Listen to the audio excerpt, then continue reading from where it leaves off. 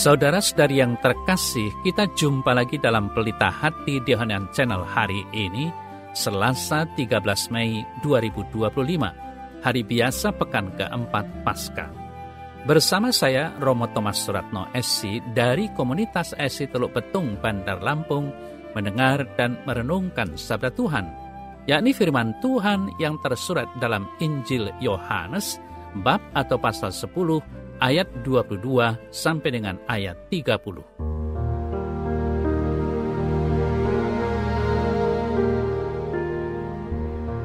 Pada hari raya pentahbisan Bait Allah di Yerusalem, ketika itu musim dingin, Yesus berjalan-jalan di Bait Allah di Serambi Salomo, dan orang-orang Yahudi mengelilingi dia dan berkata kepadanya, "Berapa lama lagi engkau membiarkan kami hidup dalam kebimbangan? Jikalau engkau Mesias, katakanlah terus terang kepada kami." Yesus menjawab mereka, "Aku telah mengatakannya kepada kamu, tetapi kamu tidak percaya. Pekerjaan-pekerjaan yang kulakukan dalam nama Bapa-Ku, itulah yang memberikan kesaksian tentang Aku. Tetapi kamu tidak percaya, karena kamu tidak termasuk domba-domba-Ku. Domba-domba-Ku mendengarkan suaraku, dan Aku mengenal mereka, dan mereka mengikut Aku. Dan Aku memberikan hidup yang kekal kepada mereka, dan mereka pasti tidak akan binasa sampai selama-lamanya, dan seorang pun tidak akan merebut mereka dari tanganku. Bapa-Ku yang memberikan mereka kepadaku lebih besar daripada siapapun, dan seorang pun tidak dapat merebut mereka dari tangan Bapa. Aku dan Bapa adalah satu."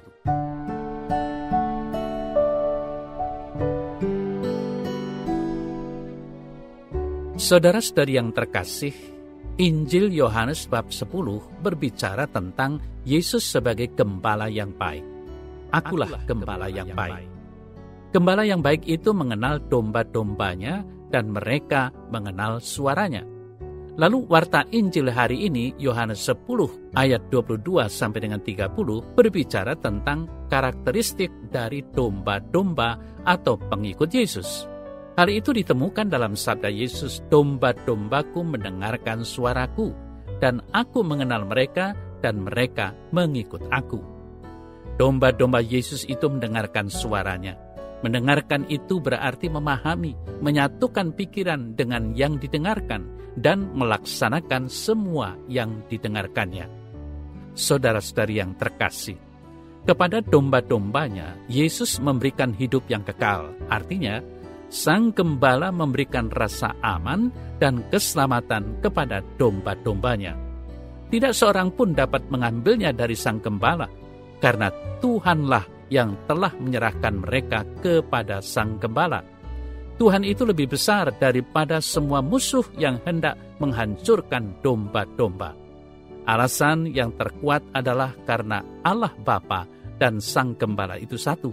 Aku dan Bapa adalah satu. Yohanes 10 ayat 30. Bersatu dengan Sang Gembala berarti bersatu pula dengan Allah Bapa. Saudara-saudari yang terkasih, selama domba-domba itu bersatu dengan Sang Gembala, tidak ada satupun kekuatan dunia ini yang dapat memisahkannya. Walau mengalami penganiayaan, gereja terus berkembang. Mengapa? Karena tangan Tuhan menyertai mereka. Sang Gembala selalu menyertai dan bersatu dengan domba-dombanya. Semoga semua pengikutnya setia mendengarkan Dia, memahami sabdanya, dan mewujudkannya dalam hidup sehari-hari. Itulah karakteristik para domba yang sejati. Namun, saudara-saudari yang terkasih, meyakinkan orang yang tidak percaya itu tidak mudah. Sekalipun apa yang kita katakan adalah kebenaran, kalau seseorang sudah mengatakan tidak, ia akan menolak. Ia akan tetap bertahan dengan pendiriannya. Itulah keyakinan. Hal ini seperti keyakinan orang Yahudi. Pada hari raya penahbisan Bait Allah di Yerusalem, mereka mengelilingi Yesus dan bertanya tentang kemesiasannya. Pertanyaan yang bersifat sedikit memaksa itu bukan karena mereka ingin mengikuti Yesus, melainkan karena mereka ingin menjebaknya seperti yang sering mereka lakukan.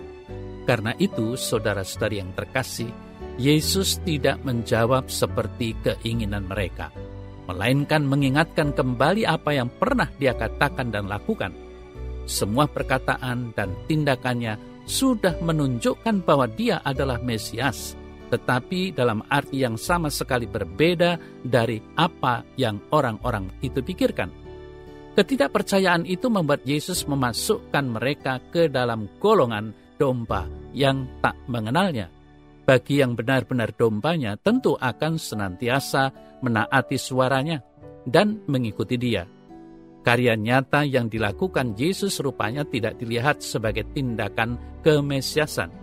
Sekalipun demikian, kebenaran sejati yang telah dilakukannya, entah dipercaya atau tidak, tetaplah kebenaran. Saudara-saudari yang terkasih, pilihan bebas tentu ada pada kita.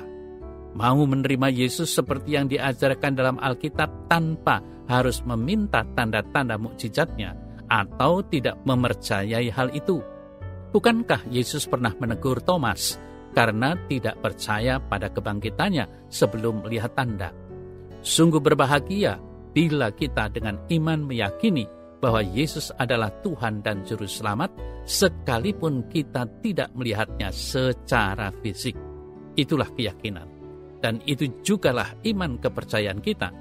Seperti yang tertulis dalam Ibrani 11 ayat 1, iman adalah dasar dari segala sesuatu yang kita harapkan dan bukti dari segala sesuatu yang tidak kita lihat.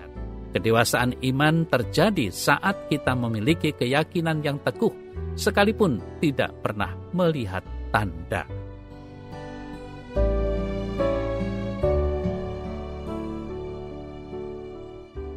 Dalam nama Bapa dan Putra dan Roh Kudus. Amin.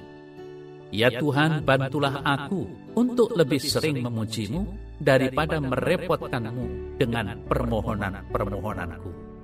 Curahkanlah rahmat-Mu selalu, sehingga aku senantiasa dapat memuji dan memuliakan Engkau dalam setiap kata dan perbuatanku. Amin.